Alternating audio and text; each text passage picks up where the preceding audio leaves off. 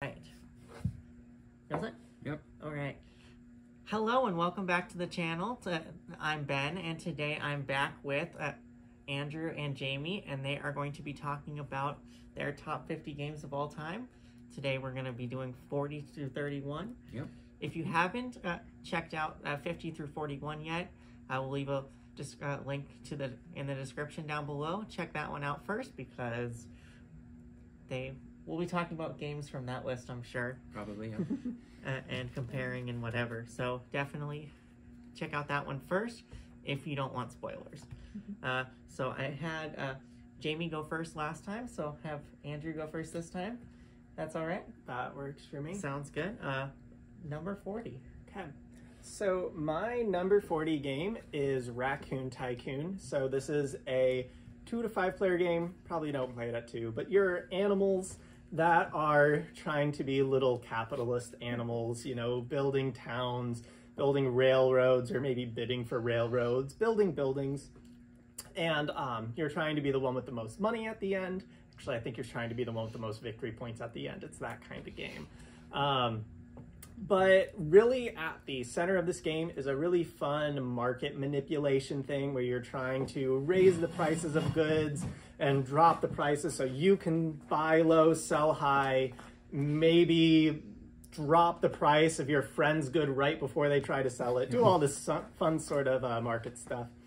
And the reason why Raccoon Tycoon makes my list at the number 40 spot is because a lot of those elements, like that market manipulation, and the buildings have really cool like engine building-y type effects. Those are all things that you don't usually see in a game of this complexity, because this is a pretty simple is a strong word. It's a pretty medium weight game, lighter medium weight, and you still get to do a lot of fun market manipulation, auction, just fun stuff in it. So has a lot of elements I like from heavier games, just in a lighter package. Awesome. Were you there when we played this? Or Yeah, once. okay, yes. I think we only played this once together. I don't, was it just us three? I don't remember. I think so, yeah. Okay. Yes. So I enjoy this game. I wouldn't say it's among my favorite games. I probably wouldn't put it anywhere in my top 100, but I like the economic aspect mixed with the cute artwork. I don't know if without the cute artwork if it would do it for me. That's fair. I know Danielle talked about this game recently on the channel. Yeah, I might have watched that and was like, oh no. She, yeah, she loves the cute artwork more than I do, and that just wasn't enough for her because she just wants more fun mechanics and more storytelling driven stuff. Yeah. I'll say one thing about it. You can play with some buildings. The buildings, as I said, add a nice little engine building. You can play without those, and that really brings down the weight of it to make it a lot more approachable. Like I've played it with non-gamers without the buildings. Okay. But it does make it a little bit more dry too. So yeah, so Andrew's big fan. Danielle, not a huge fan of the game. I'm somewhere in the middle. But yeah, I think it's a solid pick. Yeah. I'm not going to complain as much as other people on the channel, but hey, all right. My number 40 is Space Base, designed by John D. Clare and published by AEG.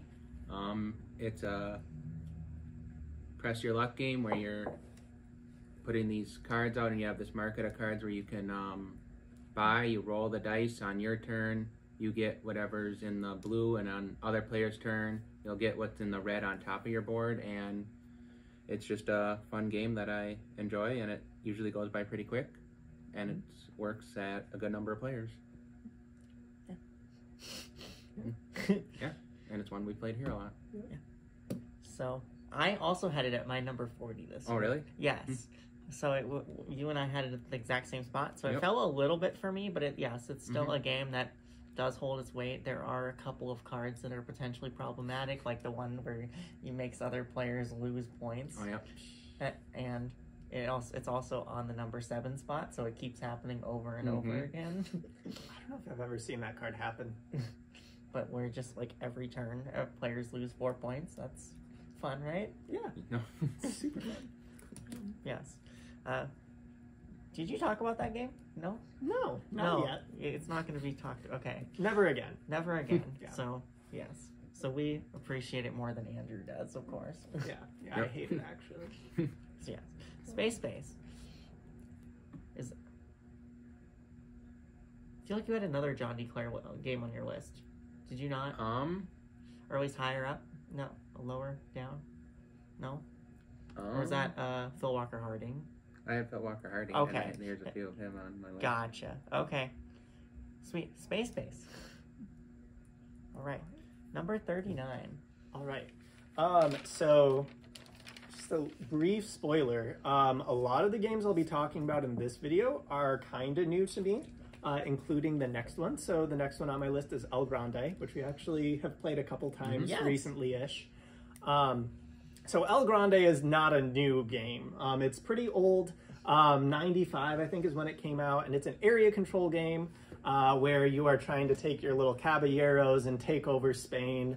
And there's all these, basically each turn, you're going to use a different action card, which can do different things like move your caballeros, often move your friends' caballeros, make them take them off the board, and let you do all sorts of wacky things. There's also a king piece that moves around the board, which has a super big effect on where people can place their tokens. So moving the king is something that will happen a lot, and whenever it happens, it's very important. And basically there's 3 scoring rounds, so you're always trying to vie for the best territory, because those scorings happen every few turns. So you're always watching out, trying to snag majorities away from your opponents in those little spaces. So this is a game that I think I played years ago. Yeah, I played it years ago once and was like, this is a fun game. I should pick it up sometime. Never did until probably 1 month or 2 ago. I picked up the new edition. Very nice production for the new edition. And we played it a couple times. I really liked it. I could see it going up for me. But for right now, it's at 39. Yeah. Do you have anything you? I liked it. I've played it twice now, and it's a fun one. Yeah. So, we only played this recently, so we didn't get played in time for it to make our top 50 this year. I do think it will make my top 50 next year. I do love all the Ohio jokes you make every time as someone messes with Toledo. Yes. And I'm very proud of the fact that I've won the last game. I feel like I didn't try too hard, but until the end, and then I was like, oh, I actually have a chance to win. I should actually try.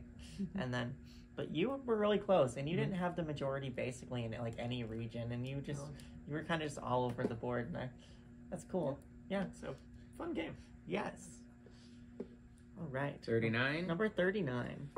My number 39 is Whistle Mountain. Okay. Designed by Scott Caputo and Luke Laurie and published by Bezier Games. It's a polyomino worker placement game where you're going to be placing these scaffolding tiles on the board, and you get these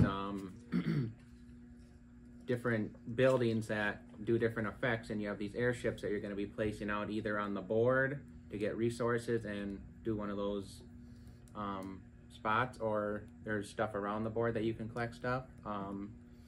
There's cards you can get that have different abilities, and you also get your own special ability, and it's one that's fun.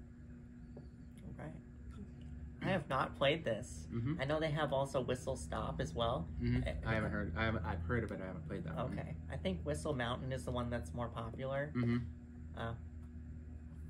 Is that your second Bezier game on this list so far? So you had Mad King Ludwig, didn't you? Not yet. Oh, no? I could have sworn you had. May or may not be coming up soon. Okay, awesome. I know we talked about that. That's why, because I remember us talking about that recently, so I just thought that was on your list. But okay, gotcha. Yep. All right. Well, forget all about that then. Yeah. There's no. Yes. Okay. Awesome. 38? 38. We're doing Yes. 38? 38. I have a feeling this one will be higher on someone's list, but my number 38 is Viticulture. I've only played the Essential Edition. That's another new to me game. Yes. It's one that I'd heard about for a while, but just never got around to. So in Viticulture, you're making wine. So you have these vineyards that you'll be planting that will produce different types of grapes. And then those grapes you'll harvest and then you'll turn those grapes into wine in your stuff, and then your wine's going to age, and then you're trying to, you know, turn all of this into wine that you can serve to different customers for different amounts of victory points and income. And on top of all of this, probably what I'd say is one of the key features of the game is there are these different, I think they're guests. What are they called? The blue and yellow cards? Yeah, the guest cards. Yeah, so there's different guests which have pretty powerful effects, which will kind of be shaping your strategy from game to game. So, again, it's pretty new to me. I've only played it a couple times. Yeah. And I've had a good time with it. So it's at 38 for me. Yeah, I don't want to say too much because I feel like we'll be talking about it again. But if not, it's a fun one. Check it out. I think it might also be the only Stonemaier game on my top 50. That hurts. So, yeah, I know, sorry. And so you played. So this is on your top 50 without the Tuscany expansion, which is Correct. Which I is, think. I don't know. That could try Tuscany. That might make it go up a little bit, or just be like, hey, this is too much for me. But I do think that the guest cards add a lot of randomness to the game, which is fun. There are some absolutely broken ones, so you have to be okay with that. Yeah. Yep. Yeah, so a game that's not on my list, I don't love it, Agricola. Okay. Is another game where like the cards that you get at the beginning of game will shape your strategy. So I guess I see it a little like it's randomness, and I'm sure there's some luck involved in like how well the cards synergize. But I think without those, it would feel a little bit stale from game to game too. Sure. So It is a very dry game. It's just the fact that it comes from Stonemaier, just people think that it's not as dry as it actually is. Not hating on Stonemaier by any means. I love this game.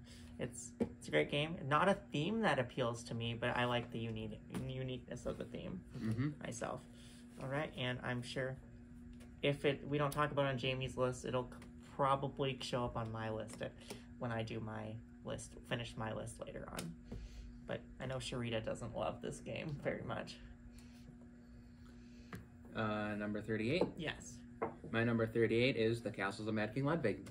Wow. Okay. Designed by Ted Alspach and published by Bezier Games. It's basically a city building type game where you're gonna be getting these tiles, and you're gonna, if you're the master builder, you're going to set the price for them for everybody to see how much they are willing to pay for them, and you're going to be building your castle. You have goals that you can do to get more points, and then you also, if you surround your room with surround your room with all the tiles, you get a special ability depending on what that room is, and it's just good. I have not played this. It's a pretty big one that I haven't played too. So Yeah. played some time. So I have it. I just haven't played it yet. What's your ideal player count for that? Because I know it's 2 to 4. I've only played it at 2. Okay. Which there's a lot of my games I've only played at 2. Sure. I'd probably say 2, maybe 3. 2, maybe 3. Okay. So that might be more of a Sunday game versus the Wednesday game. Okay. We'll have to break that out then. Yeah. I'll bring it one day and we'll play it. All right. 37? 37. 37. Okay. Another one that is new to me, and that was introduced to me here. 37 is Grand Austria Hotel. Again, I'm sure we'll be talking about this again. But in Grand Austria Hotel, you are running a hotel, presumably by the name, and there will be different guests that are going to the cafe in your hotel, and you'll be making different like cakes and wine and coffee for those guests, while also trying to prepare rooms for them and do other things probably. It's another game where you have like a hand of, I don't know what they're called in this, like servants or whatever. Staff workers, Staff I think. members. Yeah, staff members. Same thing, right? Your staff sure. are your servants, right? Sure. So those will kind of shape your game or shape your strategy from game to game. So I'll actually kind of group this in with what I said about viticulture. A Euro game, these are both Euro games, or at least Euro style. And it needs to have some kind of hook for me to be into it, really.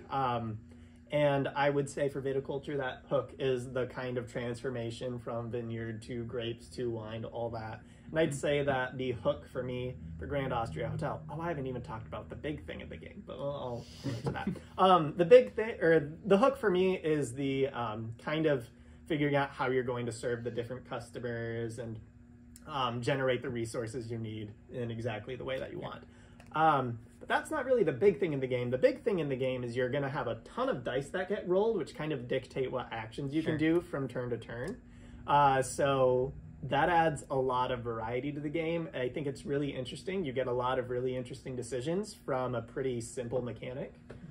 So that's the other thing that's cool about it, is that dice rolling, where you kind of have to shape your tactics based on what's going to be available this round, which is really cool. Yeah. So it's cool. I like it. Yeah. So I'm not going to make you say too much about it, because I'm pretty confident it's going to be up there pretty reasonably high. Possibly. I will say, however, that like I've said before, when it comes to resource management games like that, I like them where I either have like very bare bones resources that I'm trying to manage, or I have so many resources, not like ones where it just kind of teases with both ends of it. And this one I feel is more of a very bare bones. You're trying to manage your resources, but you only have a few of them to manage, and you have to try and do as much as you can with those few resources. I think last time we played, there's different objectives that you're trying to get each game. One of them was like you have to fill up your bank account all the way up to 20. I don't think anyone did that at any point in the game. I'm usually at about like $1 or $2 to my name at any given point in Grand Austria Hotel. So. Yeah, you feel that pain. Like you feel like you're broke too, and that's not a great feeling, but it's rewarding though when you finally have that guest that gives you money and it's like, yes, I can breathe. And then there's the brand new roll and write version, which is actually pretty lovely in its own right. If you want something that's less complex, that's definitely a fun one for sure for like 2-3 players. I don't know. Again, with Grand Austria Hotel, you don't want to play it at 4 just because it adds length. I do think 2 is the sweet spot for this game. Okay. I played it at 3 both times, I think. 3's fine. 3's good as long as you're not playing with new gamers, which you might have been. But it's still fun experience. Yeah. Yep. All right, Grand Austria Hotel. I'm glad it's on your list. 37. My number 37 is Suburbia. All right, Designed another by- Bezier. Yep. Okay. Designed by Ted Alspach and published by Bezier Games. This was not my first, but one of my first like Euro style games, first city building game. And you are going to have this row of different areas like suburbs, apartments, all that stuff, and they're all going to do different things. You're trying to get your money and your population up. You basically buy the tile, and you can either use it as a lake, which will give you money, or you can place it in your suburb. There's the gray ones, which I think are the civic ones. The yellow are industrial, and then the blue, I do not remember what those are. But they all kind of work together and synergize, and it's fun to try to figure out where you're going to place the things, and then you have the different goals and all that. This is another one I really should play at some point. So I bought this one, and I brought Quadropolis and Castles Mad King Ludwig all at the same time, being like, I want to play these city building games. And city building games are just one of those genres that haven't gotten played. But the more of them I played, the more I was like, why don't I just play these? Yeah. I think like just March or May or June should just be your city building month. That might just be a thing, for at least for me. I need to get some of these games played. Yeah. So that was Suburbia. Nice. Yep. And so that's just like the standard edition. Yeah, that's okay. I've never played like any of the expansions or collector's editions or anything like that. Because they have this like massive like collector's edition with like these like solid like gold pieces or whatever. I swear I don't know what they use for all these, but they've been doing a lot of these like grand editions of these games, and then they make them like limited edition, so no one can get them. Yeah, fun. All right. All right. The next one on my list is one that I know, Jamie, you've played. Yeah. I'm pretty confident you haven't played this one. Okay. So the next one on my list is Marvel Champions, Okay. which Yep. is a Marvel living card game, technically. So it's one of those where when you buy the set, it's not like a randomized pack or anything. You get all the cards available. In this game, I've bought a few of the extra heroes you can buy for it. And basically you get the hero deck and then a few other additional cards just for customization.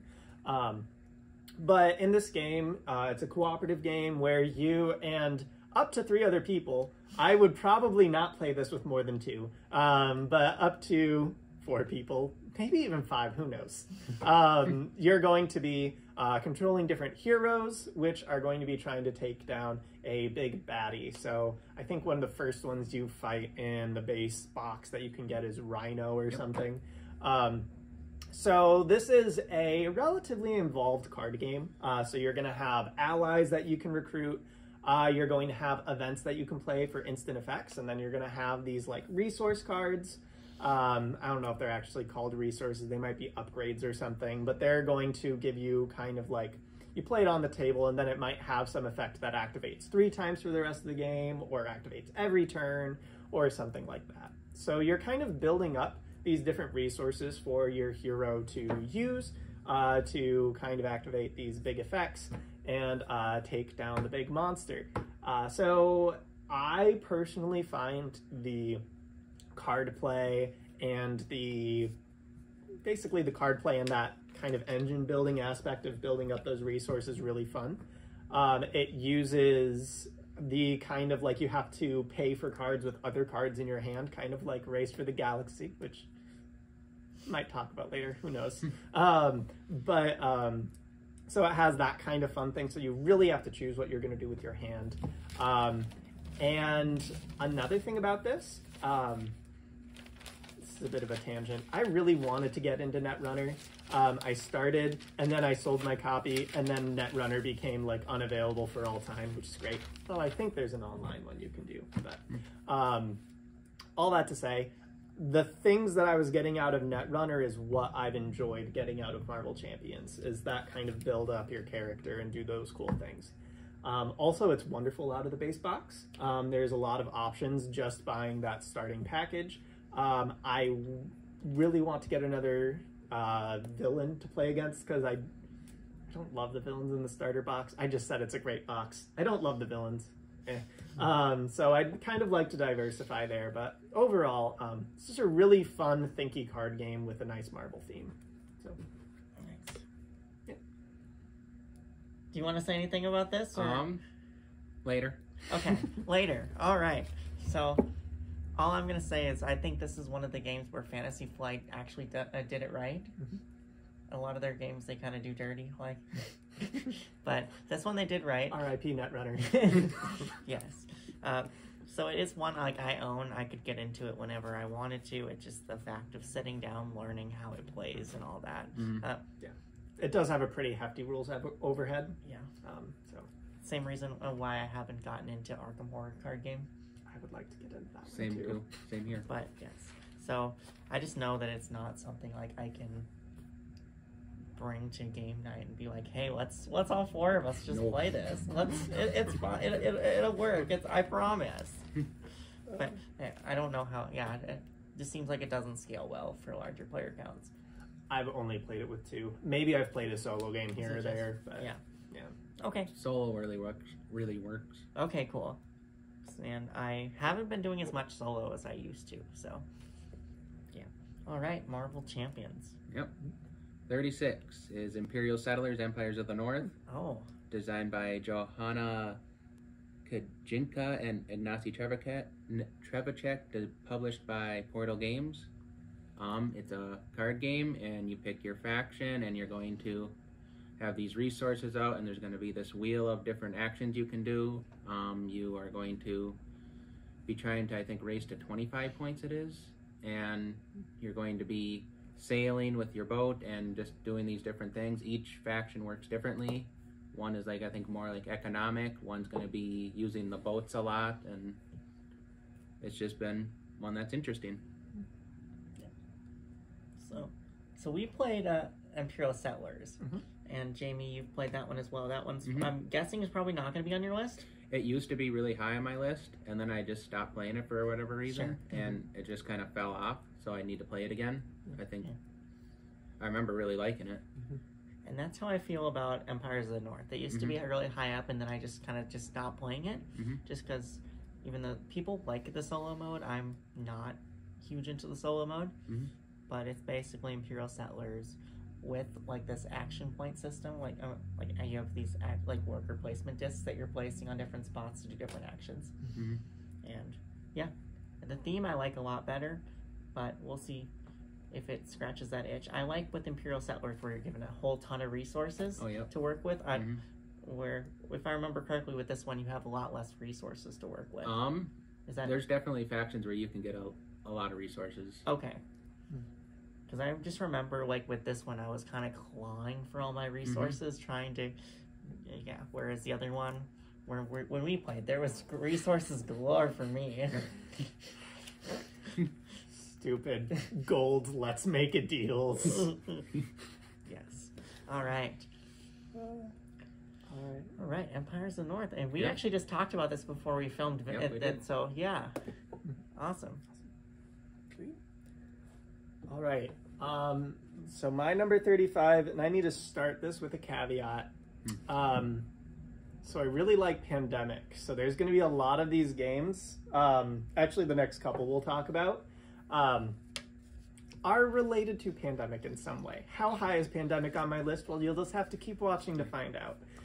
But anyhow, there's a lot of games that I could have just said, we'll clump these all with Pandemic. But there's a few that I want to bring attention to because they do have some differences that I'd like to highlight. And the first of those that I'll do is my number 35 is Forbidden Island.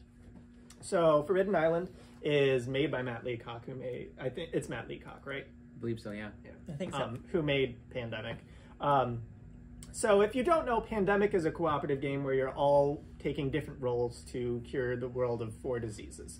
Forbidden Island is a cooperative game where you're all taking different roles to find 4 artifacts and escape. And just like in Pandemic, you're facing diseases that are spreading around the board. In Forbidden Island, you are facing a board that is slowly sinking into the ocean.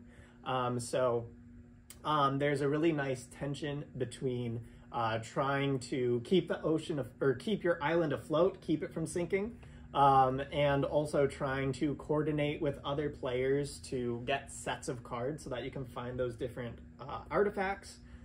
So there's that nice tension there. And one thing about Forbidden Island is that Pandemic isn't a super complicated game, but I think it's a little bit heavier than a lot of the other gateway games that people play. Forbidden Island, I would say, is kind of the super streamlined version of Pandemic. So if you want something that will be pretty easy to pick up, but still quite a challenge to win, and has that nice cooperative aspect to it, I'd really recommend Forbidden Island. I know my sister and brother-in-law really enjoyed their time with it, so I like it. Yeah, there you go. Have you played this one? Yes. Okay. It's a pretty fun one. I have not played this one. We played Desert. Yeah. And I think in a move that will disappoint people everywhere, Desert won't be on my list. Yeah. I don't hate it. It's just of the pandemic-y things, it doesn't make my list. Sure. I'll also say this since I won't. I don't know if we'll be talking about Desert, so I'll hold my tongue. No. We will not be talking about Desert. Okay. Desert is a little less pandemic-y than Forbidden Island is. Okay. I'd say there's a bigger difference between Desert and Pandemic than there is between between Island and Pandemic. So you get a bit more of a unique experience there. You didn't answer one of my questions I was going to ask you, though, about like the gateway game, because I feel like Pandemic is one of your gateway games games that you teach people. But at Game Right, they make these games that are designed to be played with children and people that are new to gaming.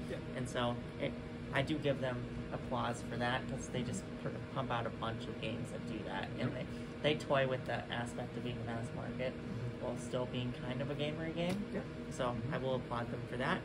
And they do have some actual designers that design some solid games. Yep. Yeah. All right. 35 is my only Vladish bottle game. Okay. And what do you think it is? I would guess Code. Yep. Okay. It's Code one of the names. only ones I played. So there's that. It's designed by Vladish Bottle and published by CGE.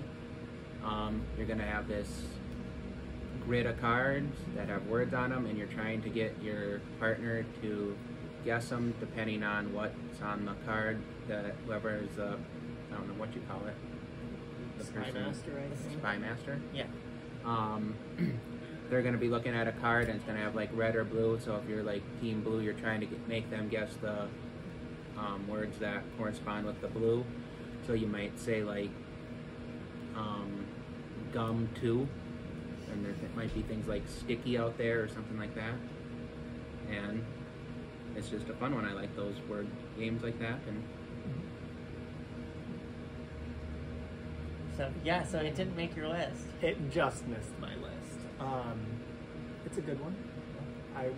It is in my satchel. I considered pulling it out to display it, but it is very buried in there. All right. So I won't be pulling it out. But yeah. So we discussed in an earlier video. I also discussed a little bit when Sharita and I were doing our videos. It was her number 50, and it didn't make mine just because I'm playing Codenames Duet. I like that one better, just for the fact of just the 2 players, and my experiences with that have been mostly great, whereas my experiences with Codenames have been really great, or some of the worst gaming experiences I've ever had. And so, yeah, so this is a very group-dependent game, and I feel like we're at the point now where we have such a tight-knit group that we can enjoy this game, whereas like a year ago, I can't say that that's the case. So it's one that I would definitely give more of a shot to, and see if I can bump it back up on my list. But I'm glad that you enjoy it and you didn't have your experiences ruined like I did. Yes. I will say, of the code names, so like the original Duet and Pictures, I think I prefer Pictures. Not by a bunch, but Okay. I think that's where my preference is. I've only played the original. I haven't played Duet or Pictures, so but I'd like to try them. So I have Pictures, and I have Codename Duet, and I have regular Codenames. I've not played Pictures, but I just with the way my brain works, I know Pictures will be so much harder to do for me, whereas words can be interpreted different ways. So I can that make it so I can give words and like in my head they make sense even if they don't make sense for other people. Whereas when looking at pictures, it's hard for me to associate pictures with other words. But yeah. All right. What are we on now? 34. 34. All right. Okay. I promise that there won't be too many other Pandemic clones, but the next one is. So the next one is Pandemic Fall of Rome. So there's a few different regional Pandemic games. Probably the best known, I'd say, is Pandemic Iberia. That one's close enough to Pandemic that I would put them in the same category. Sure. The reason why I wanted to pull out Fall of Rome is I think it has some interesting differences that do set it apart from standard Pandemic. So in Pandemic Fall of Rome, it is a cooperative game where you take on different roles, but this time you are fighting off different barbarians or actually recruiting those barbarians to your side, making alliances with them. So those barbarians are trying to sack Rome. So if they can take over Rome or do the standard Pandemic things of spread too much or cause too many, I forget what they're called, but it's like declines or something like that. So the barbarians are doing bad things, but you're also trying to, befriend them, recruit them. There's a couple twists to this one that I like. There's some dice-based combat in Fall of Rome, where basically you'll be moving these legions around. So legions are on your side, and they're little things that will allow you to do different... actually, I don't exactly remember how the combat works. I probably need to read the rules.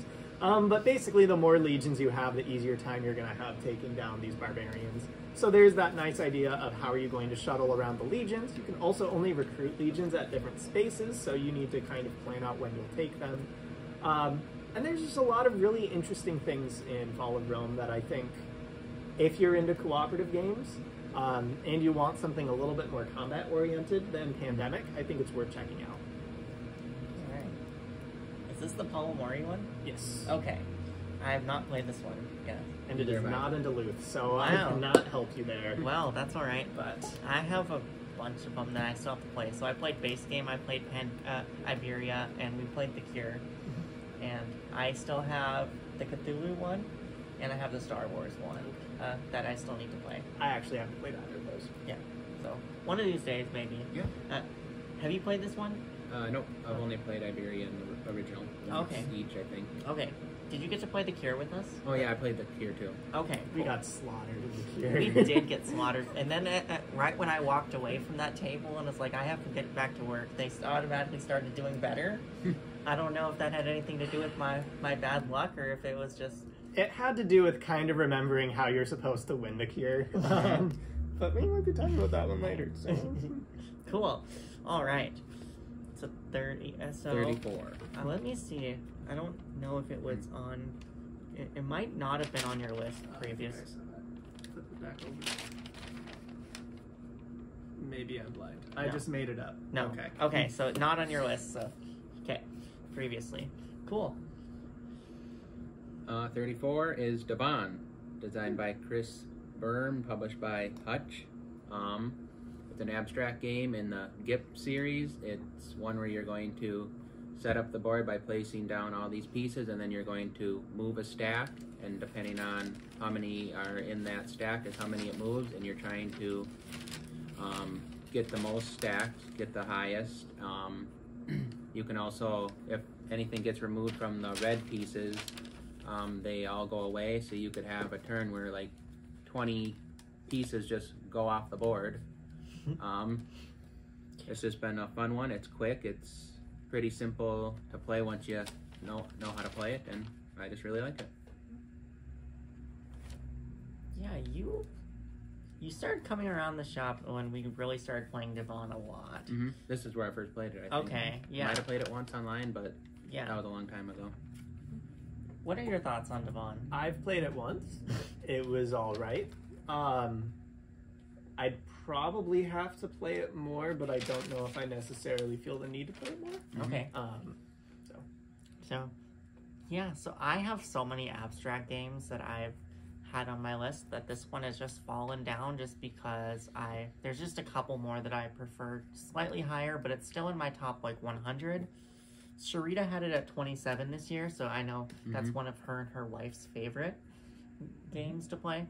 And it's up on your list too. Yep. Awesome. Devon. All right. 33. 33? Okay. All right. My 33 is Peat Mott's. I think it also goes by Little Songbirds. So, fun fact, I have met Matt Riddle. I can't say I'm best friends with Matt Riddle or anything, but he went to my game group back in Michigan, and I think I met him once. So, there you go. Hi, Matt Riddle, if you're watching this. Okay, so, we'll tag him in this for sure. Peat Mott's is a little card game. I like little card games. Where you're trying to collect some birds. And there's this kind of really arcane rule that you have to kind of internalize to play this game. But basically, you'll be adding birds numbered 1 to, I think it's 5. It might be 6. I'm pretty to something. 6. Oh, it does go up to 6. So, Peat Mott's, little birds. Look at all that.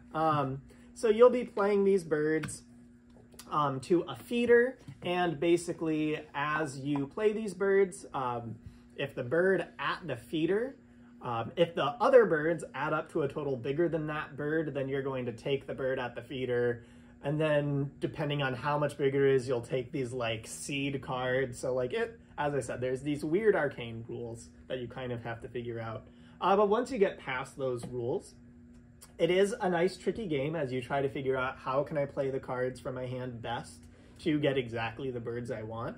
Can I do a chain reaction to get 2 or 3 birds in a single turn, which can happen if you're clever or lucky. And so there's some neat stuff there. It has some nice artwork.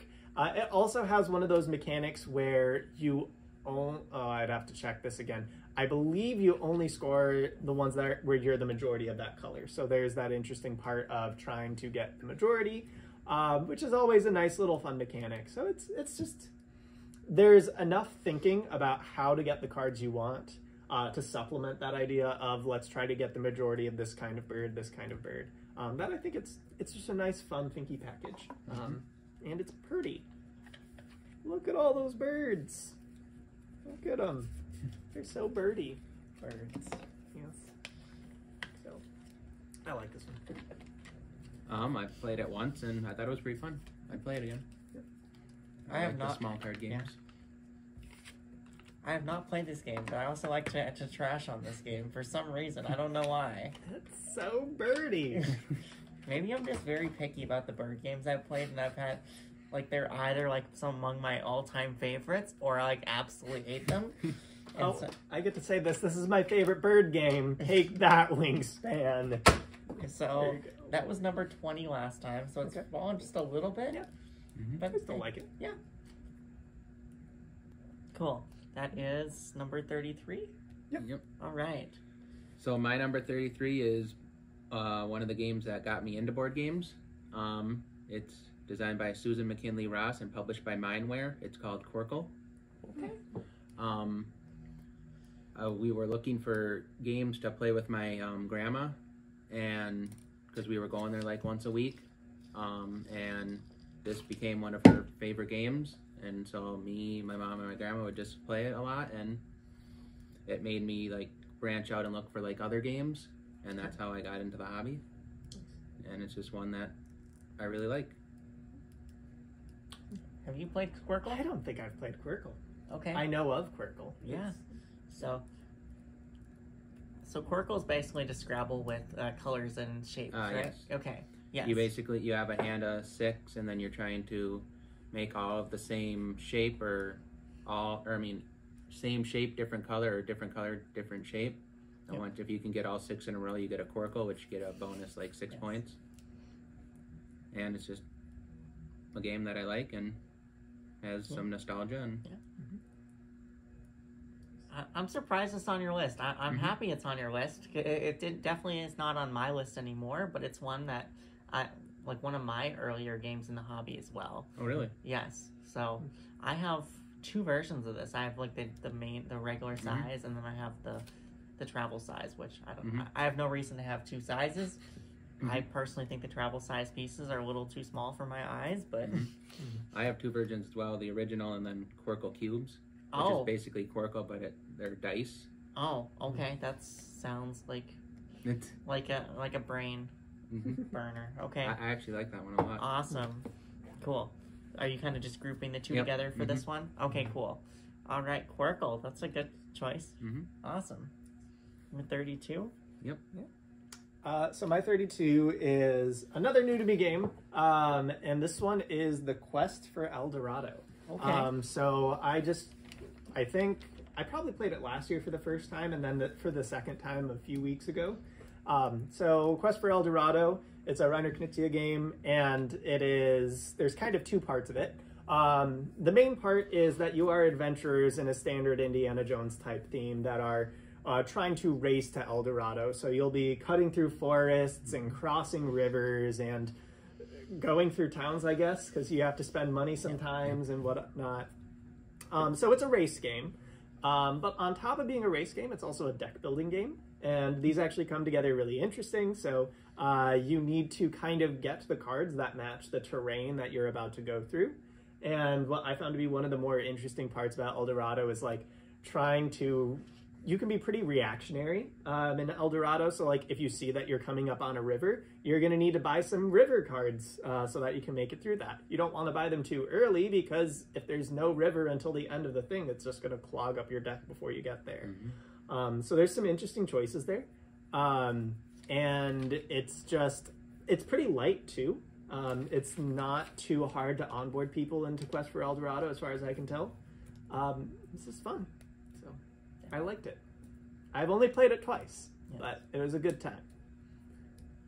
So you played only the base version, not the like the Golden Temples one, which is it's like a capture the flag race where you're going around trying to capture the different, like getting the different treasures and then racing back to the finish. I have not played that. Okay, that's how the first one I played, and then I played the other one.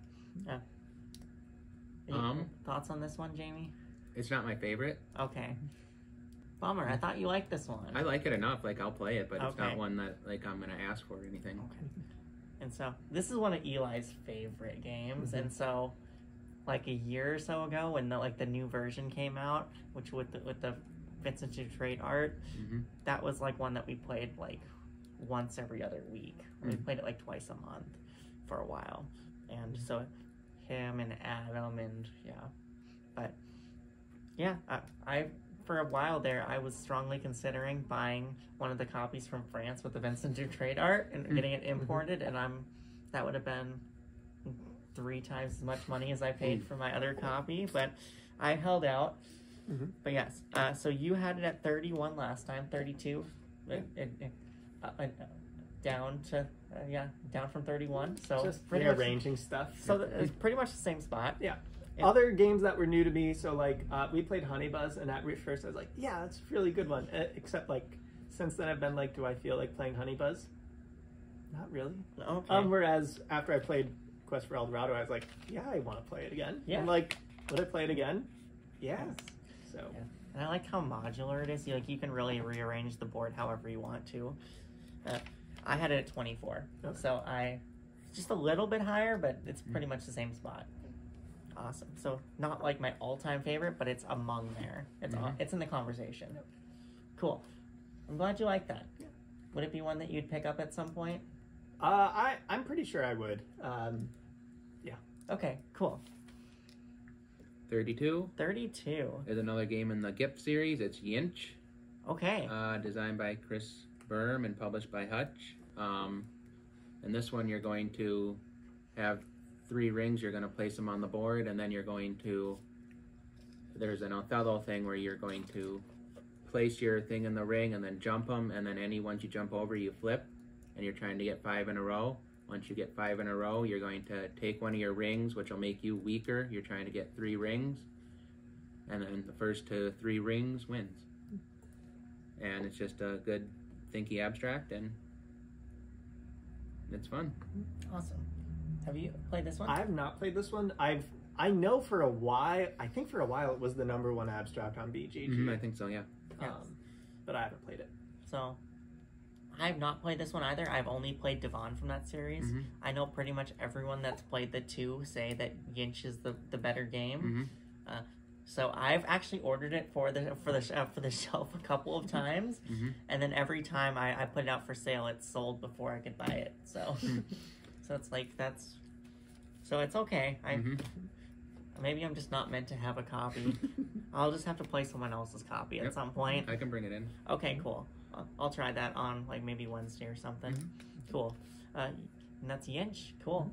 31. 31? Yep. 31. Yeah. All right. So my number 31 is, I think, the only abstract on this list for me, and that is Hive, which I've also, this isn't new to me. I bought it a few years ago. I'm opening it up because I feel like to fully appreciate that. Well, first of all, that's just a wonderful sound. But it's a nice little abstract game about bugs, and you're trying to surround your opponent's queen.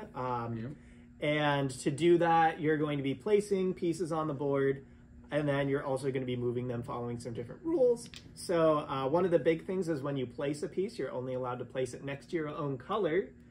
Which obviously that doesn't help you surround your opponent's queen because it's the other color. So you're having to find ways to play them and then somehow move them over to where, so that they can block your opponent's queen. But you're also doing these weird things like placing pieces in just the most annoying way so that your opponent can't move their pieces, because there's a few extra rules like you always have to have the hive in one big piece. So you can use that to your advantage to be like, oh, I'm going to put this here so that you can't move that piece because otherwise it would break up the hive. Ha ha ha. And there's also like a freedom to move type rule. But of the abstracts I've played, it's the one that I'd like to play most. It's pretty portable. There is a more portable version than this. Yes. But this one's nice and clacky, which Yes. I like. But yeah, so it's a pretty quick game. It probably doesn't go more than 10-15 minutes. And I think that's being generous. It's it's not the simplest game out there, but it's by no means the most complicated. And it's just nice, tactile. It has a good amount of thinking to it. And I think it's also probably my favorite of the like, let's play a nice 2-player games that I have. A lot because of that portability, because it's just so easy to keep this around. I do like games like Santorini, which I don't know. Have we talked about Santorini? It was on my list. It was on your list. Okay. I don't think it'll be on Jamie's. I don't think it made it. Okay. So Santorini's another really good 2-player abstract-y type game, but it doesn't fit in this. Yes. And another one that, again, I think I need to be careful how much I say. Hypur is another good 2-player game. That one I do have with me. It is portable. I just like Hive a little more. Sure. So Yeah, we actually played Jack Porter while we were waiting for you. there you go. And I want a technicality, so yes. There you go. Yeah, so Hive is one. I bought the pocket version, and not only because of the smaller footprint of it. I Do you have the pill bug? But it also has the expansion, yeah. But yeah, so that's another reason why you buy the little one, because it comes with a little extra piece. But It's so hard to find that piece. yes, I do not have that piece. But also, I like the big chunky pieces though, and Mm-hmm. I appreciate that. But I buy games with the intention of playing them, and especially like 2-player games. They don't get played anymore just because before it was just Eli and I. We were playing a bunch of 2-player games, and now it's all of us together, and which is awesome. But we don't get 2-player games played. It's like 5-player games. Right. Cool. All right. Final. Oh, let's see. It was on your list last time. Maybe. Probably. 50. Or nope, not 50. Nope. I don't know. Maybe. Nope. Okay. All right. New to the list. Okay. Cool. Awesome. My number 31 is The Fox in the Forest, Okay. designed by Joshua Burgell and published by Foxtrot Games and Renegade Game Studios. It's a 2-player trick-taking game where you're trying to either win 0 to 3 tricks or 7 to 9. You don't want to be greedy and go over 9. There's, I think, 13 tricks in a round. And it's a fun one to try to puzzle out if you're going to try to go for like winning no tricks. Sometimes you have to pivot and try to get up to like 7 so you can win the 6 points at the end of the round, and you're trying to get like 21 points. And it's just a good small 2-player card game. Have you played this? I've played this once, and Mhm. I think I liked it. It's the kind of game that you would expect me to really like. Mhm. And probably if I played it more, maybe I would. Sure. I'm not opposed to playing it again. Just Did you and I play Jekyll and Hyde? I have never played that one. That's Okay. one I've wanted to try. Okay, so Jekyll and Hyde is similar to this, Mm-hmm. but I think I like Fox in the Forest better. Oh, really? Yes. Mm. So Fox in the Forest used to be in my top 50, but Mhm. there's just heavier games that have got like my tastes. I used to be super light with games. Mhm. My tastes are going a little heavier, and they definitely were for a while, like getting heavier, like not like Through the Ages heavy, or like Brass Birmingham heavy, but like Architects of the West Kingdom medium heavy sort of Mhm. stuff. But in my taste, I'm starting to appreciate the lighter games again. So we'll see where it is. Again, it's just a matter of like what 2-player games get played for me. Yep. But it definitely used to be in my top 50 for sure. And I want to say almost top 20-ish.